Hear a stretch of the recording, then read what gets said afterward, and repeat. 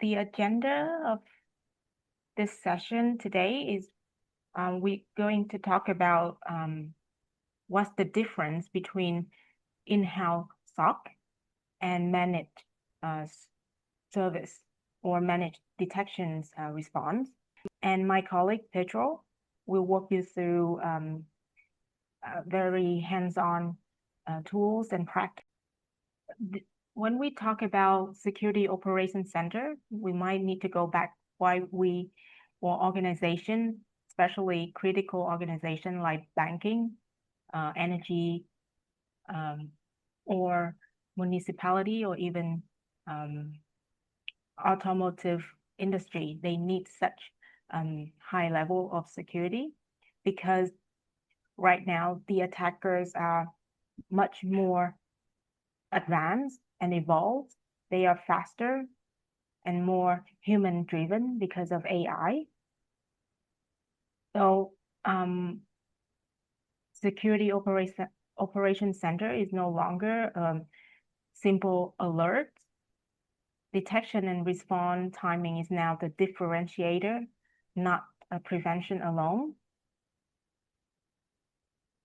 Especially for small, medium enterprises, they face a bigger risk due to weaker detection capability.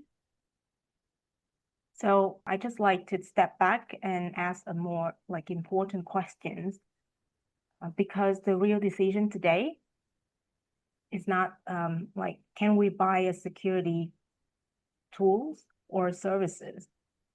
But I think the real question is, can we truly operate 24/7 security capability ourselves? Security center is not just alert or compliance documentations.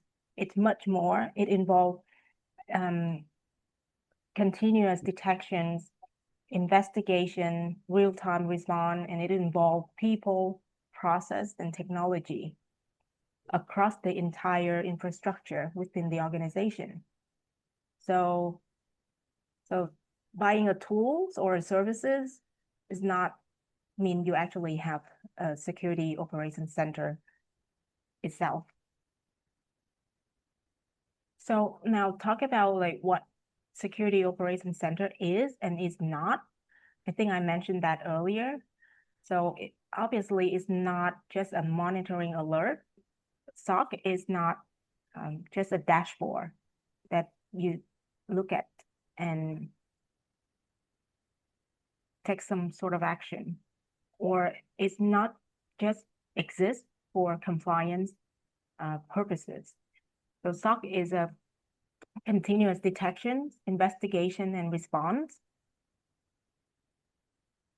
It's trying to keep the organization as healthy as possible in terms of security, and it's a capability of combining much more than just a tool. It's combining people, process, and technology, and it's operate across multiple endpoints, identity, cloud, and network, covering your full infrastructure. Based on our observations of how modern attackers work now, they actually increasing skills in how to target or attack even with AI tools. So they increasingly use legitimate tools and leaving very few obvious signatures that security analysts can trace back. So once the attacker inside, they can move very quickly, much faster than the system can respond. So which means detection today requires more complex behavioral analysis, experience, and skill analysts, not just a tools or a technology itself. So meaning speed and quality of the investigation are what make it different. The in-house SOC and the managed SOC, it's like they are two different. So if you have an in-house SOC, it's going to be way more costly for you in terms not only with the tools and also the staff and the time to get to maturity and all of that stuff. When you get a managed SOC, usually they already have specialists. They are already trained for a long time. They already have experience in other infrastructures. So the implementation of that analysts, the seniors or architects, it's much faster because they know already what they are doing, right? They know already a similar company or similar processes, a similar CM, everything, right? So it's not just about the tools; it's about the maturity of the people, right? Because once and if you get an in-house SOC, you want to get an analyst, which is a senior, you're going to pay a lot of money for that for the person. When the managed SOC, the service provider in this case, already has that person in there and can allocate their resources to you, right? And plus, on the top, the tools that the managed SOC has, it's way more powerful than an in-house SOC can have. An in-house SOC, usually, if you pay for the threat intelligence tool, you pay around 20,000 euros per year.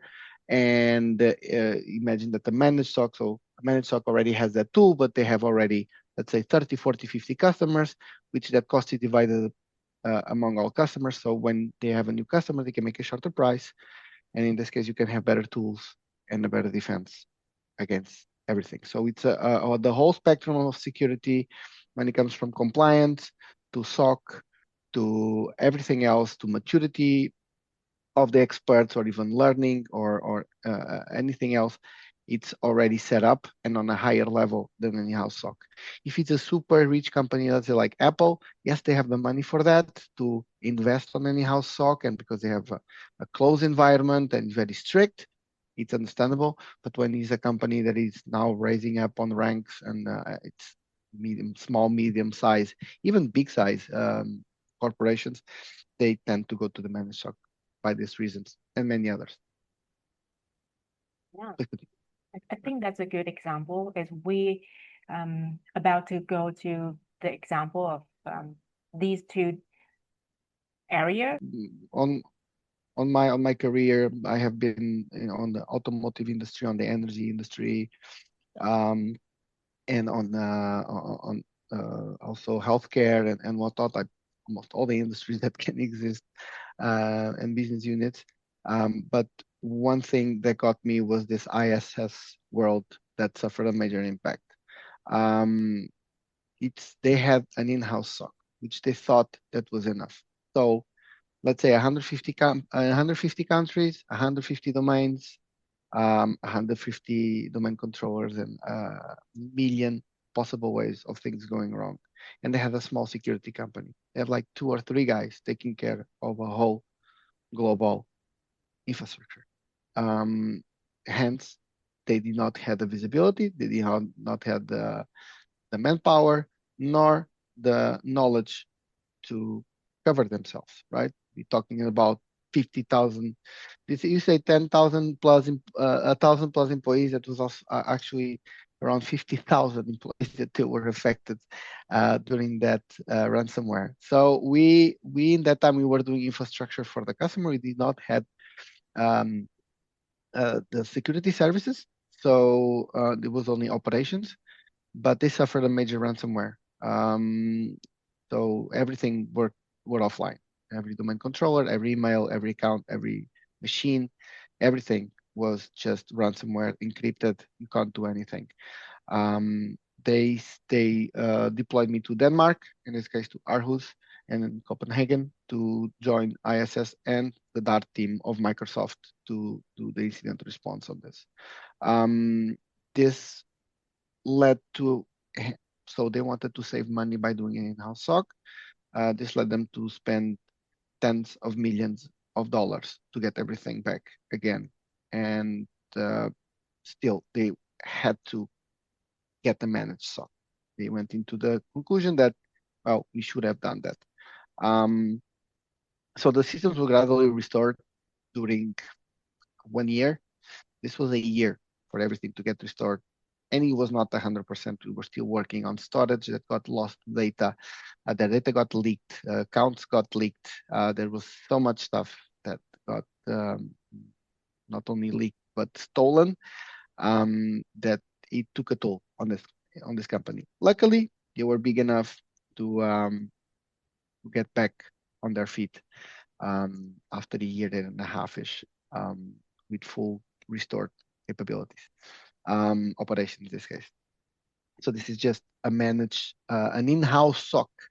When the company tries to do an in-house SOC and they don't have the proper knowledge, or at least the lead architect or the person that is taking care of does not have the proper knowledge to pinpoint the problems that the company have, so they can defend themselves first and then maybe expand or something. So this is something where the managed SOC does.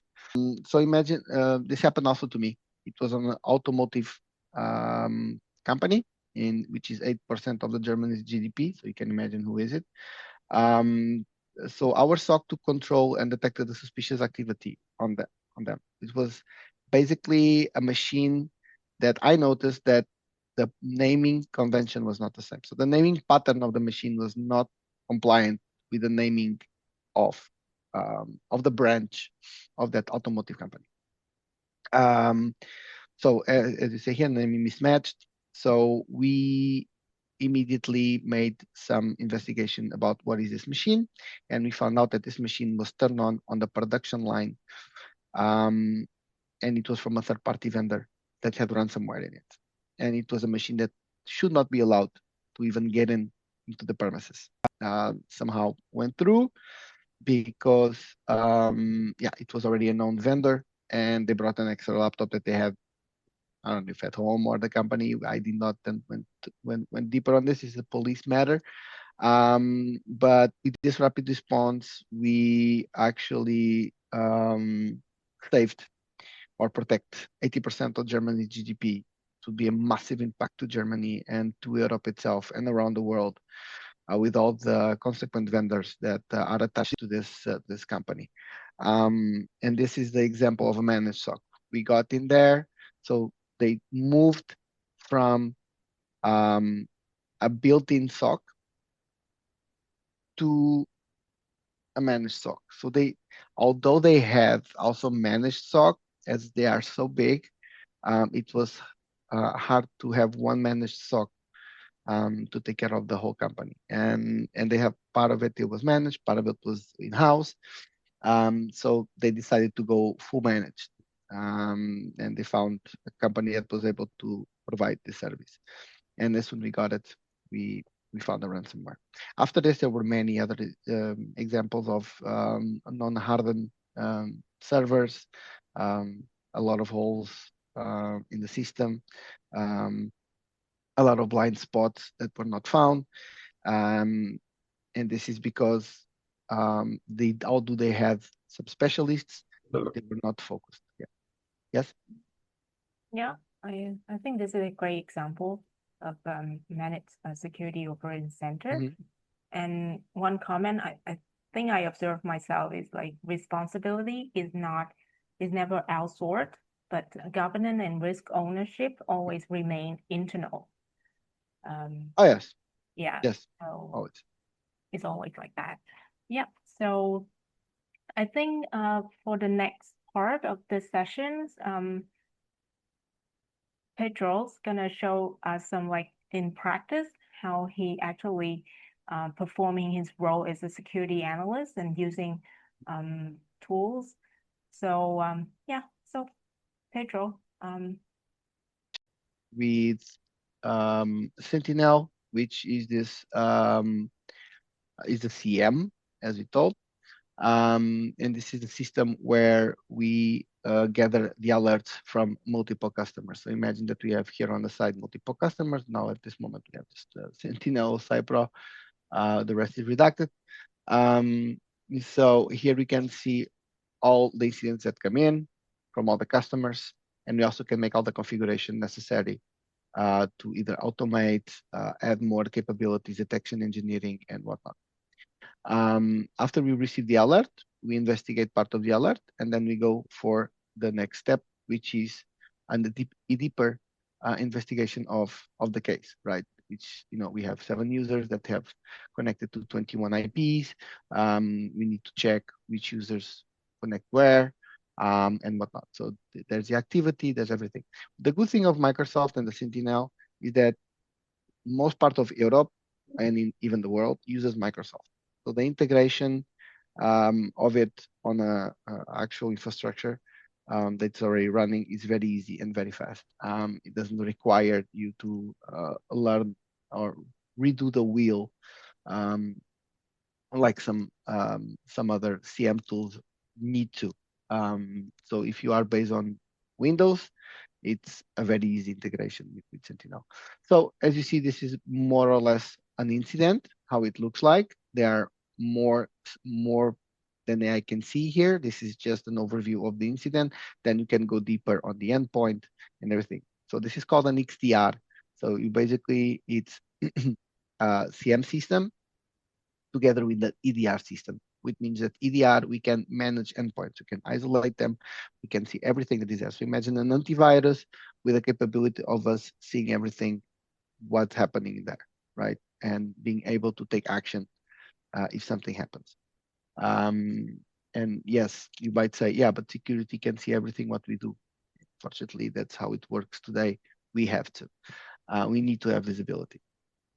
So beyond this, there's other parts of the cybersecurity that it's not just being reactive. You need to be proactive, right? You need to constantly being monitoring the customer infrastructure. If it's not on an internal level, which do we have vulnerabilities internally, etc., externally as with an exposure level, right? Which the exposure level, it's basically how much are you exposed outside to threats. So in this case, for example, we have the endpoints. Our endpoints are 79% score. The target is 99. So 79% is quite good. It's above most part of the companies. I see companies that are on 30, 20s. The bigger they are, sometimes the worse it is. You also have the identities, the applications that are being used. There's a lot of it that comes in between. So you can see all the exposure and all. So this is not just good for us that we can have an overview, but also to make a report and give it to the customer super fast. And the customer and it's intuitive for the customer to understand, right? Although we have here the overview, Microsoft also helps us with the recommendations, with vulnerability management and the attack surface itself. So you can see the attack surface maps, you can see the vulnerability management. Oops, I should not have done that this way. There we go. For example, you can see the vulnerabilities that we have around on Cypro.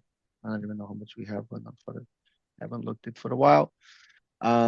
But if you check, we have other ways you can go hunt for IOCs. You can add detection engineering. So it means that we know that there is a vulnerability, or at least there was a hack of a 0-day. We can always grab the IOCs, indicators of compromise of that 0-day, and do a hunt here and try to hunt for that artifact, which if it's an IP, if it's a file, if it's a hash or whatnot, we can do that. So as you can see, in this case, we are looking at the vulnerabilities. We have a couple of them.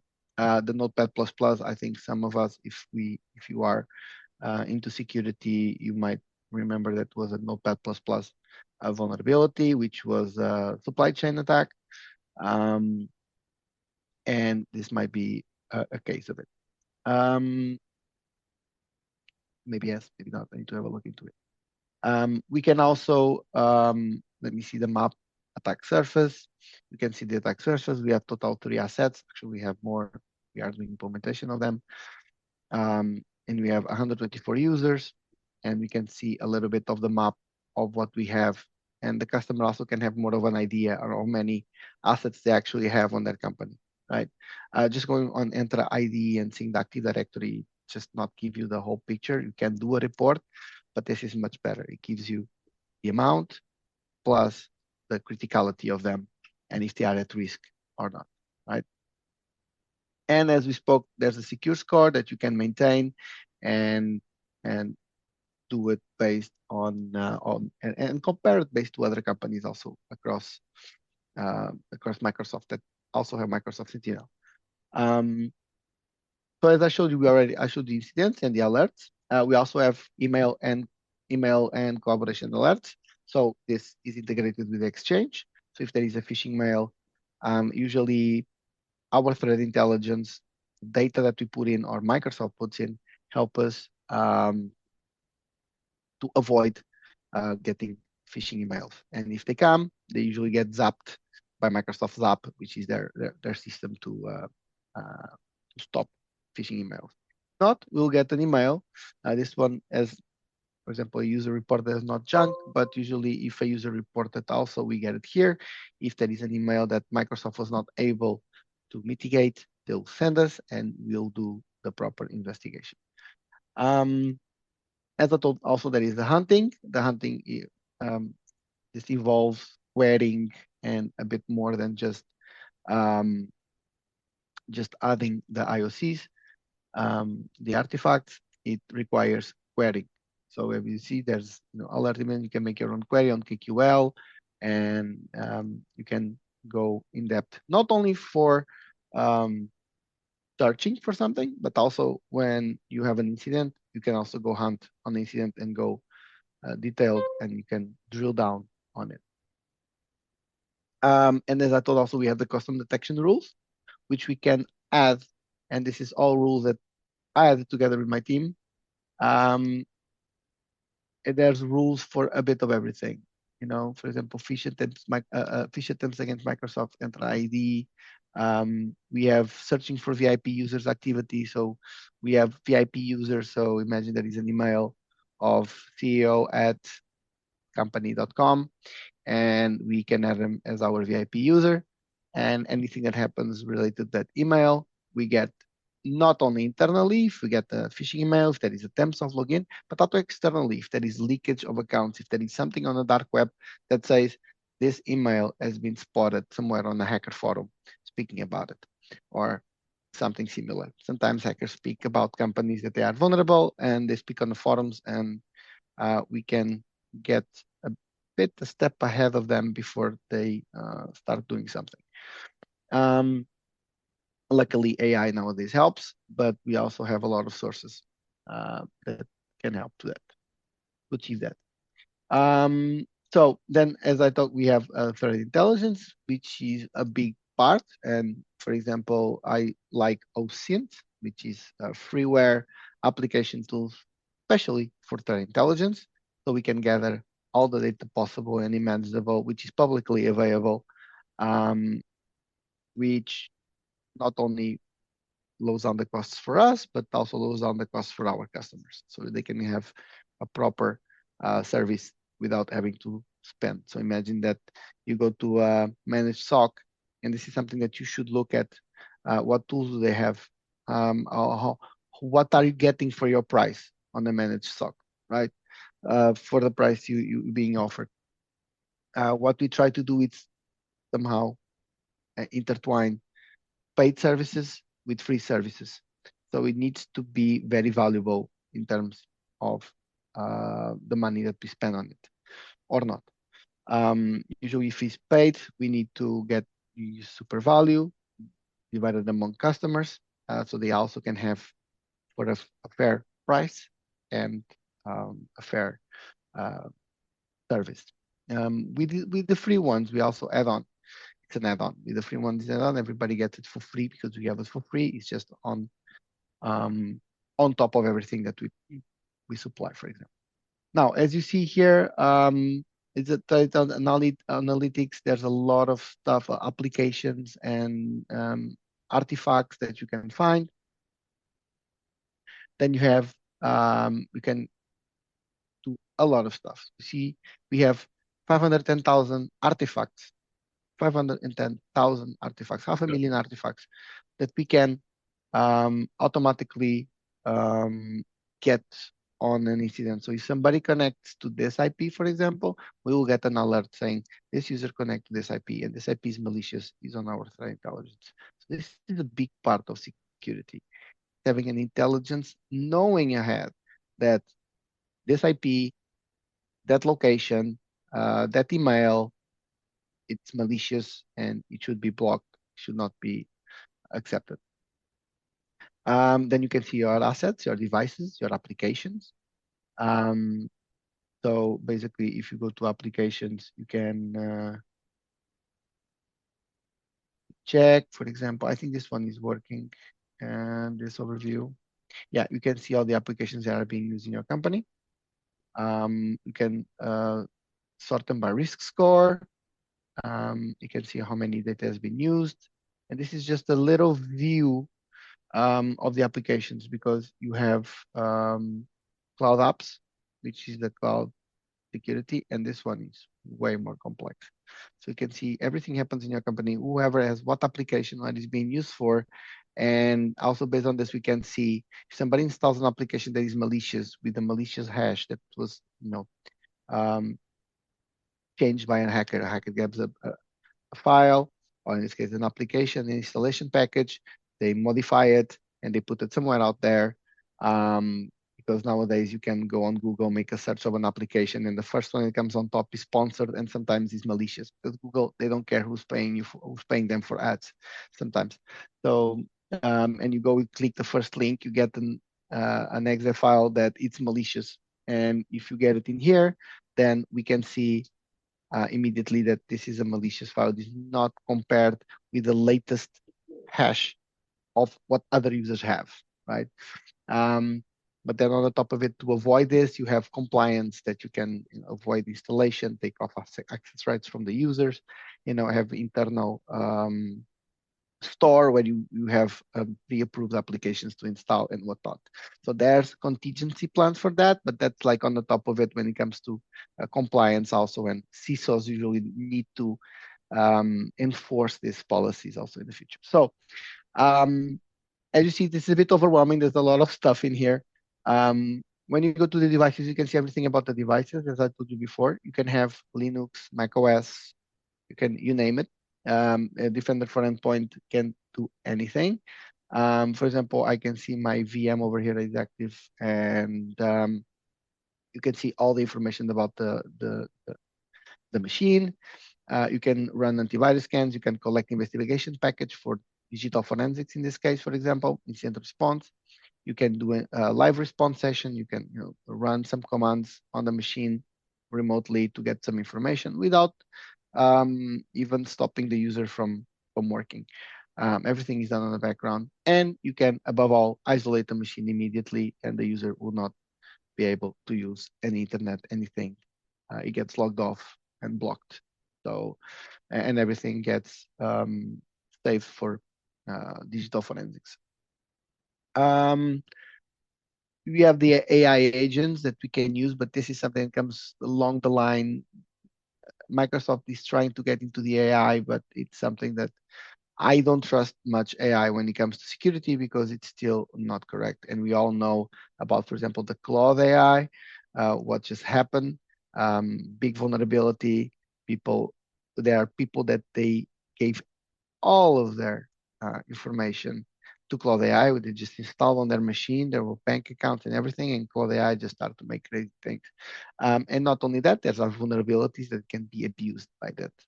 So AI is a little bit, I like it, but you need to be careful with what we use with. I can show you a little bit about the email, and I'm just getting to the end of my presentation. You can see any type of phishing contact that is being sent inbound. So for example, we have here our Christian, which is our CEO, and we have something that went for the junk folder, and it wanted to make an official code and look at the email. Pfizer-supplies@outlook.com. I don't think Pfizer would use an Outlook domain for this, right? So this is one of those stuff that is really well done within Microsoft. We all know that we use Exchange since the very beginnings. Most part of you do. At least I am old enough to remember the first exchange. And based on that, they are really good at detecting this type of stuff. So Christian did not receive an email of a request on an official quote and did not engage in any conversations with the malicious actors, because we avoid that. Just like that one, there's other ones. Carl, for example, here also got a quotation. So let's be honest that usually they target financial people in financial positions and like CEOs, HR, and etc. So they know that if they get access to their emails, they immediately have big power to accept and approve invoices and whatnot.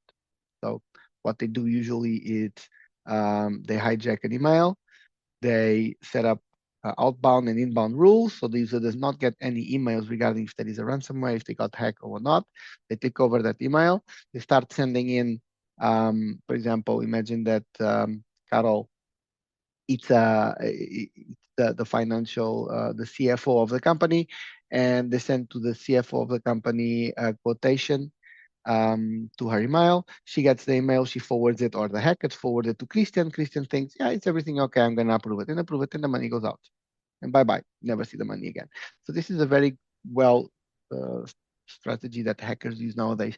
And by having a managed SOC, you can avoid this because you already know the tricks that they do.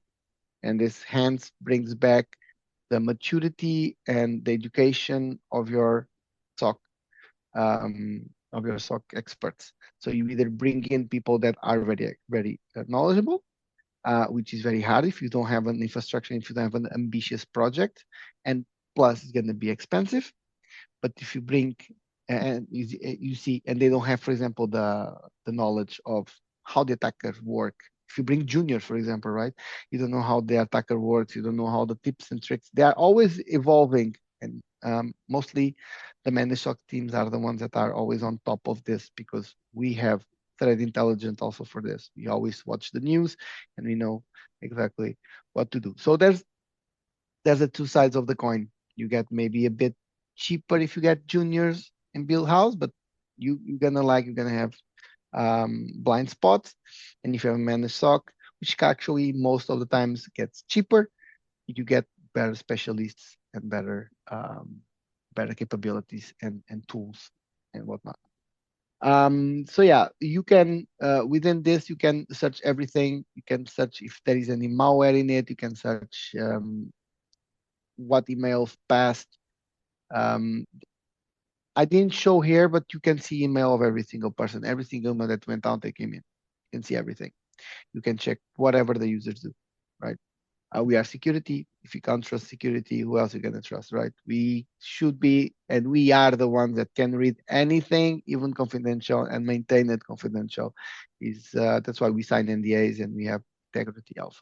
And if you can see also here, we have some malware that has been received by some of our colleagues, or at least seen as malicious or suspicious, and it went to infrastructure. You can have reports, you can have proactive approach to your infrastructure, not only hardening servers, but also hardening your compliance, hardening your users, and having your company safe for a fair amount. So sometimes, and this is something that I want to advise everybody that wants to get a managed SOC, always be sure that you get the value for the money, because not every company is able to give all this, but you should be interested on what they are giving you for that amount of money that you are paying for the managed SOC. And then compare if you can make better or not, or look for multiple providers. So yeah, thank you. This is basically it. This is like 5% of actually what this is capable of. Thank you, Pedro, for like quickly showing everyone, including me. I'm amazed of how a system like this can. Yeah, I have one aspect to bring up, Carol, Christian here. I think, I mean, you've spoken a lot about in-house versus managed, and I mean, I can see pros and cons with both. for sure see, listening to Pedro, that it's very important that the SOC analysts really are able to discover the problems and the attacks. But I can also see the importance of being working closely with the actual organization, and to over time be able to like update what they are monitoring, be part of the organization to see what is being changed. So I can see that if you select an external provider, it's very important that the company works closer to you. So I think the human aspect and the changing aspects it's important to find a partnership if you select the managed services. Definitely. Just to comment on that, for me, it's the most important thing is be closer to the customer and understand their business and understand their infrastructure. Have a 3D view, or at least a map of their infrastructure. So the architects can have a look and say, here are the blind spots. Here is this and that. We can't just deploy a CM tool and wait for alerts to come. We should be proactively having worked together with the admins and with their CISOs or whoever it is on their security who leads that, so we can understand also their business, what they need first, and what is the most critical for them. It's very important as part, actually. Good that you bring. Actually, my motto is closer to the customer. It's my motto every time. Yeah. Closer to the customer, it's the best way for you to protect them. Yeah, I think you get the best value, like from your heart, and then you can deliver that to your clients. So, I just would like to say thank you also, and I think it's a great and important subject for so many companies right now. So I hope it is well received, and we are of course very happy to continue the discussion. It's an important decision to take. It's a major change for many companies, many society critical companies who really have to do this now if they're going to follow the law. So it is like we heard Pedro saying, it's going from like 200 days to a few hours of detection and notifying authorities. So it's a huge change in how to be able to secure our assets. And thank you to both of you very well, and thanks for listening. Thank you for having me. thank you everyone, and I wish you have a great day. Yeah. Thank you, everyone. Have a nice one. Bye. Bye.